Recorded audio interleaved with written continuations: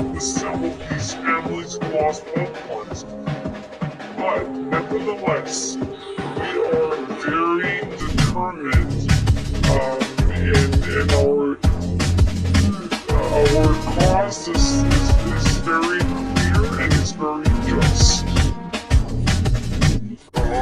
In terms of this different security arrangement, and I know that that's for the day after, but I assume that that's what this quadrilateral summit in Amman, Jordan, between President Biden, King Abdullah, al-Sisi of Egypt, and Mahmoud Abbas was supposed to be about.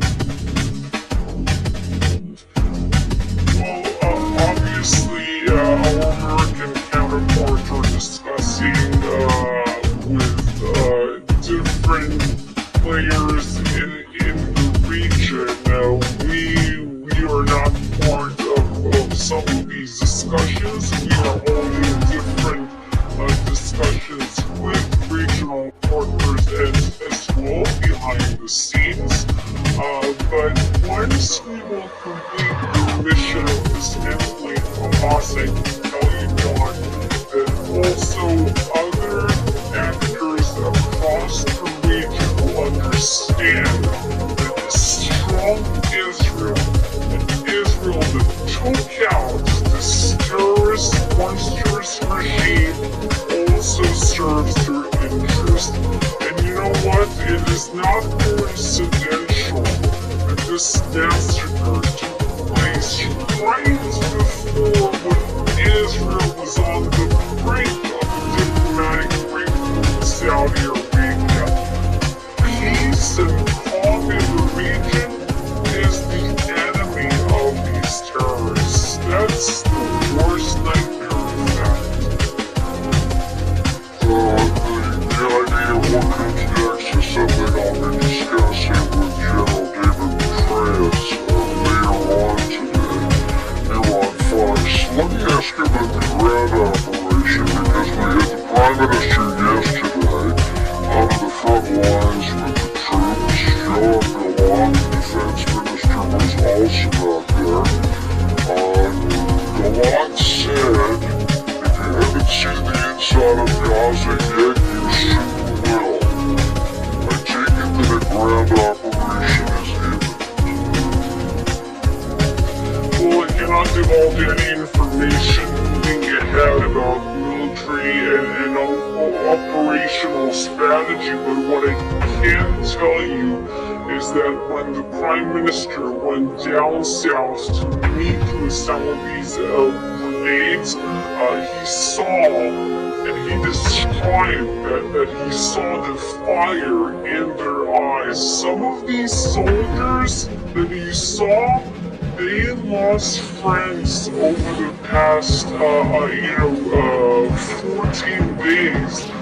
But they are so determined and they have a very strong, resilient nation behind them.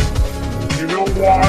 Because, John, Israel is a small nation and everyone in this country either knows someone who serves on the front lines, someone who is taking part in the national effort as part of the reserve force. We mobilize many forces. Or someone who was abducted. We have 203 Israelis still being held captive in Gaza. Someone who was killed or someone who was injured. We're all in this together and we will win. On the subject of the hostages, Russia is reportedly in contact with the hostages in an attempt to free those hostages. The Russian ambassador to Israel saying in a statement that was published by a Russian newspaper, of course we have contacts with representatives of Hamas, and first of all, they are aimed at rescuing the hostages from the places where they are now.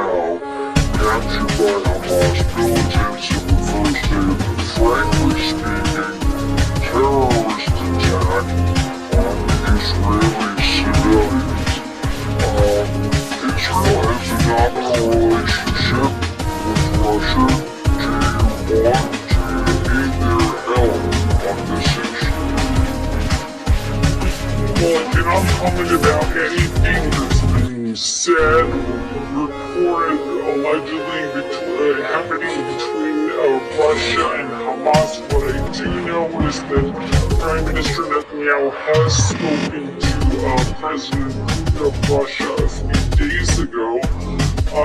Regarding the hostages, all we say, and we keep repeating it every day, that is one of the top priorities of this operation. We are calling on Hamas to unconditionally release them, and we're hoping that many in the international community will join our demand and back it when we say that we want the Red Cross